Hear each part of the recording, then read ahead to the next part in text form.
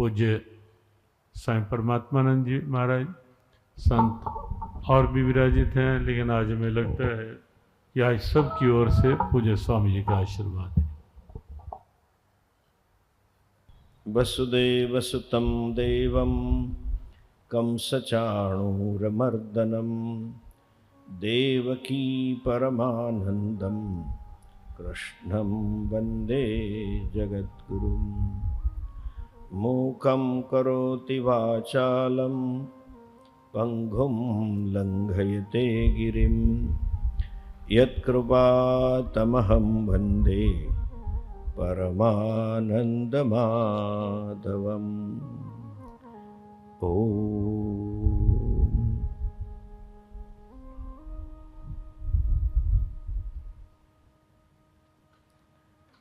परम पूज्य प्रातः स्मरणीय परम श्रद्धेय, ये तो सब संबोधन आपके लिए है, हमारे लिए हमारा आत्मीय है। आचार्य सभा में हमारे सहायक मार्गदर्शक, कभी सखा के रूप में होने वाले ऐसे पूज्य महाराज जी के श्री चरणों में मेरे प्रणाम। मंचस्थ सभी संत वृंद को भी वंदन और कृष्ण कृपा और जियो परिवार को भी वंदन। जय श्री कृष्ण। हमारी सभी भाषा में दो शब्द हैं। एक शब्द का अर्थ है गौरव, एक शब्द है, दूसरा शब्द है अभिमान। गौरव और अभिमान में बहुत फर्क है। जिसके मन में अभिमान होता है उसमें धीरे धीरे आसुरी वृत्ति आती है। वो कहेगा कौन न्योस्ति सदृशो मया, जो गीता जी में आसुरी संपत्ति का वर्णन है। मेरे जैसा कौन है, हम सब कुछ कर सकते हैं, हमने जो किया वो दूसरा नहीं कर सकते। ये व्यक्ति मर्यादा का उल्लंघन करेगा और धीरे धीरे गैर जिम्मेवान बन जाएगा। जब गौरव होता है तो हमारे मन में जिम्मेवारी का भाव होता है, हमारे मन में एक मर्यादा आती। जैसे शिवाजी की बात करें, आपको महाराणा प्रताप की बात करें, उनकी बेटिया की रोटी चली गई लेकिन हाथ लंबा नहीं किया कि मैं क्षत्रिय हूं, राजा हूं, मैं किसी से मांगू नहीं।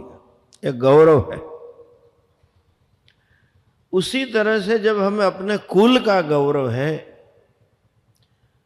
अपने पूर्वजों का गौरव है, तो हमारे जीवन में मर्यादा आएगी, हमारे जीवन में संयम आएगा, हम धर्म की रीति से ही जिएंगे। आज इसकी थोड़ी बहुत जरूरत है। हम स्वयं शाहजहां और मुमताज और ये अकबर और बाबर पढ़ पढ़ के भूल गए हम कौन है, अपने आप को भूले हुए हैं। पता नहीं, महाराज जी तो बहुत मेरे से अच्छी बात कहते हैं राष्ट्र गौरव की, लेकिन एक चीज मुझे हमेशा नजर में आई है, जहां जहां मैं गया, कितनी अंतर्राष्ट्रीय धर्म सम्मेलन में हम गए हैं, भारत में कितने से मिले हैं। मुस्लिम वर्ल्ड लीग का अभी आया था, उससे मिलना हुआ, बुद्धों से मिलना हुआ, उसका सेक्रेटरी जनरल डॉक्टर अलीसा था।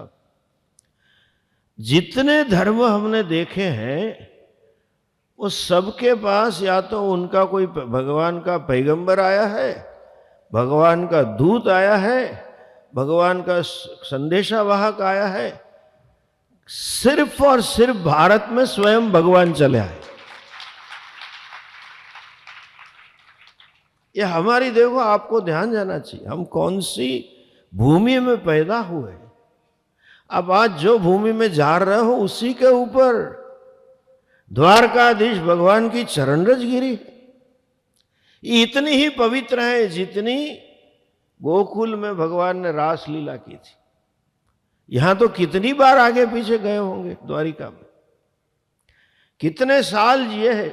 श्रीमद् भागवत की मीमांसा से पता चलता है कि सिर्फ 11-12 साल तक गोकुल थे, 25 साल तक मथुरा थे और बाद में यहां ही थे।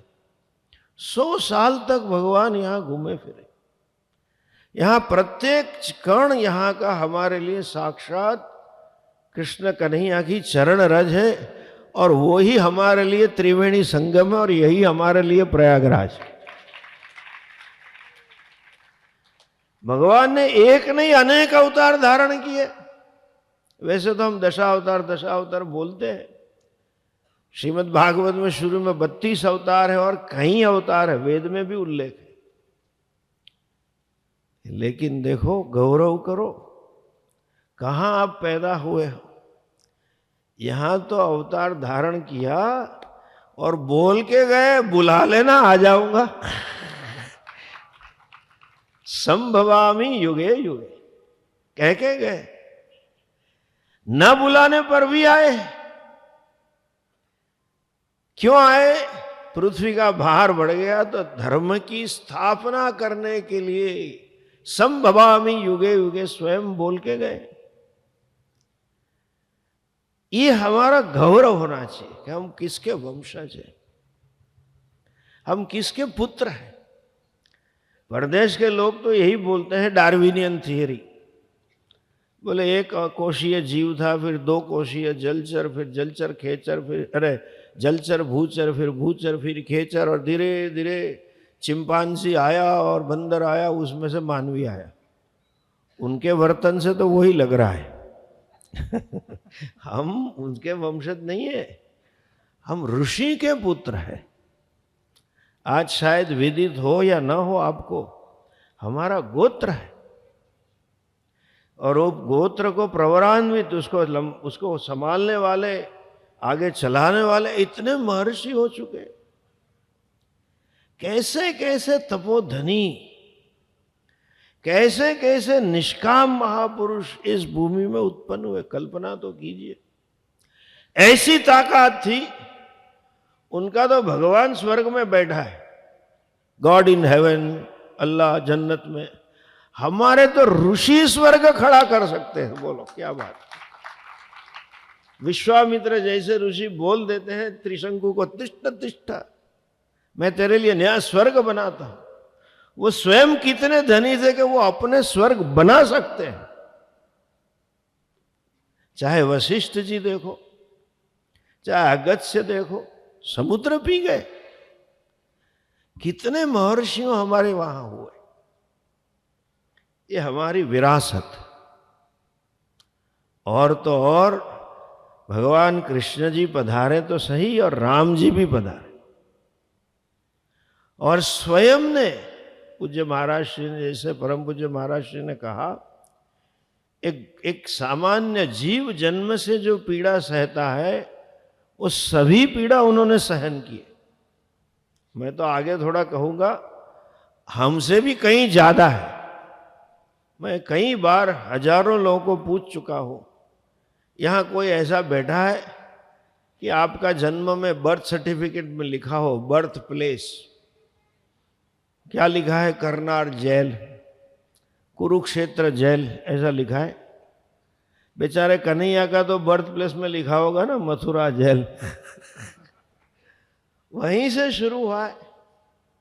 मानस शास्त्र में आप किसी से पूछे, the worst psychological damaging thing to happen to a child, बच्चे को सबसे ज्यादा पीड़ाकारक है मां बाप से अलग करना। जन्म से ही निकलना पड़ा। थे राजकुंवर, कंस राजा है, देव की बहन है और उसका बेटा है। बेचारा गैया चरानी पड़ी, कहां से कहां, कल्पना कीजिए।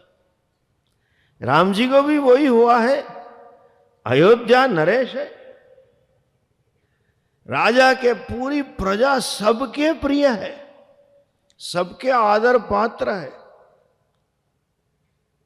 जनक विदेह के दामाद है, साक्षात शक्ति स्वरूपा सीता मां के पति है। फिर भी जंगल गए, 14 साल तक उन्होंने कष्ट सहन किया। वहां से लेके जो पूज्य परम पूज्य महाराज श्री ने उल्लेख किया, अंत तक अपनी नजरों के सामने यादवा स्थली देखना। स्वयं भगवान कहते हैं चलो उद्धव वगैरह सखाओं के लेके चलो, अभी सोमनाथ चलो, यहां होने वाला है। वो चले गए और सोमनाथ डबल तीर्थ है, भगवान शिव जी का साक्षात प्रागट्य स्थान भी है और सोमनाथ से ही भगवान अपना दिव्य रूप धारण करके धाम में चले गए थे। गोमती के किनारे वहां संगम है। आज भी वो स्थान 8-10 साल पहले हमने रिसर्च करवा के वो स्थान आइडेंटिफाई किया है। वहां इसीलिए श्रीमद् वल्लभाचार्य जी ने कथा की है, वहां इसीलिए बिरला या किसी ने गीता मंदिर बनवाया। सोमनाथ में परशुराम जी की भी तपस्थली है, बड़ा पवित्र तीर्थ है। वो शरीर छोड़ के चले गए और बाकी आजीवन कितना कष्ट हुआ। लेकिन जो बात परम पूज्य महाराज श्री ने कही, बिना का स्माइल वॉज ऑलवेज देयर, हमेशा हंसते। कभी देखा, आजकल हम बहुत सुनते हैं लोग छोटी छोटी बात, बड़ा टेंशन है, बड़ा टेंशन है। कन्हैया को कभी टेंशन सुना? पूरा गांव खोल छोड़ के भागना था। गांव छोड़ के भागा नहीं है, गांव लोगों को उठा के भागा, जिसको अंग्रेजी में कहेंगे लॉक स्टॉक एंड बैरल। और जरासंध को पता भी नहीं चला, वरना पीछे आता। उनको मालूम था मैं अकेले जाऊंगा तो सबको मारेंगे। जरा कल्पना कीजिए क्या लॉजिस्टिक्स होंगे उस जमाने में। आजकल की तरह मारुति या टोयोटो गाड़ियां नहीं थी, न प्लेन था। कहाँ मथुरा और कहाँ द्वारिका। आप में से कई लोग जिंदगी में पहली बार आए होंगे। वहां सबको लेके, महिलाओं को, बच्चों को, गैयाओं को, बुजुर्गों को, सबको लेके आए। क्या सेटिंग करवाया होगा। लेकिन वहां कहीं नहीं लिखा है भगवान को टेंशन हो गया और भगवान को मैनेजमेंट सेमिनार भरना पड़ा, स्ट्रेस फ्री मैनेजमेंट। कहीं उसका रहस्य एक ही है, जो भगवान शुरू में कहते हैं, गीता में हृदयम पार्थ, मेरा हृदय गीता है। कल्पना कीजिए, हम छोटी छोटी बात में इतने विक्षिप्त हो जाते हैं, तुरंत क्या होगा, कैसा होगा, हाय हाय चालू हो जाते हैं। आजकल के बच्चे, ओ नो, मूड खलास हो गया। तीसरी कक्षा में है, मुझे अभी याद है। मैं बच्चों को काफ़ी, मेरे पास एक सिलेबस है कल्चरल एंड वैल्यू एजुकेशन का, 3rd से 12th तक का, 95-96 में चला रहा था। सुबह 5 से शाम को 5 तक रगड़ रगड़ के पढ़ा था। शाम को फिर क्रिकेट खेलते थे। एक दिन मैच थी, उनको तो ऐसा ही होता है, दोनों टीम इक्वल रन पे आ गई और ये हमारे बच्चे सबका नाम लगाते, धोनीडा, सचिनिया ऐसा लगाते। गुजरात में स्पेशल है। तो सचिनिया बैटिंग कर रहा था और उस समय जॉन्टी रोड्स था, जॉन्टीडा फील्डिंग कर रहा था। लास्ट बॉल था, वो तो बच्चों को तो मारना ही आता है, लगाया उसने, कैच उठा और कभी हड़बड़ी में जॉन्टी रोड से कैच छूट गया। जीतने वाले हो हा करके चले गए। बोला चलो अभी कमरे में जाओ, स्नान वान कर लो, साफ हो जाओ, पाठ करो, फिर खाना है। पूजा पाठ हो गया, खाने में देखा, बोले ये अपना सचिन जॉन्टीडा नहीं दिख रहा है। तो बोलते मूड खराब है। मैंने बुलाया, क्या हुआ? मेरे सामने नहीं देख रहा है। बोला क्या हुआ? मैं उसके मुंह से बुलाना चाहता था। बोले कैच छूट गया। मुझे इतना छीड़ आई, मेरे मुंह से निकल गया, मैं कैच नहीं पकड़ सका। मैंने कहा बुद्धू, तू 7-8 साल का, चड्डी पकड़ ले तो बहुत है, कैच की छोड़। कितनी छोटी बात में हम विक्षिप्त हो जाते। विचार कीजिए कन्हैया को क्या हुआ होगा। हर 5-10 दिन में एक राक्षस आता ही था। हर बार एक को मारा, दूसरे अलग अलग तरीके से मारना है। यहां आने के बाद भी तकलीफ, कितना कष्ट। हम तो पुण्यशाली है, वैसे तो अभी इंडिया में कम हो गए हैं, लेकिन जरा वो बंगाल साइड पे है, राक्षस आते हैं 5 साल में एक बार आते हैं, समझ गए? वो देश को लूटने वाले राक्षस आते हैं, ये हमें आते ही नहीं। उसका कारण गीता जी का ज्ञान है। कितने श्लोक है, दुखेष्वनुद्विग्न मनः सुखेषु विगत स्पृहा वीतराग भय क्रोध स्थित निर्मुनिरुच्यते यस्त्वात्मतिरेव स्यात् आत्मतृप्तश्च मानवः आत्मन्येव च संतुष्टः। आगे देखो, यस्मिन् स्थितो न दुखे न गुरुणा न विचाल्यते। कितने श्लोक, गीता ज्ञान है। और भगवान कहते मैंने तेरा अर्जुन तुझे हृदय खोल के दे दिया है। आप सब बड़े पुण्यशाली हो। कन्हैया का हृदय गीता में नहीं है, इनके हृदय में बैठा है,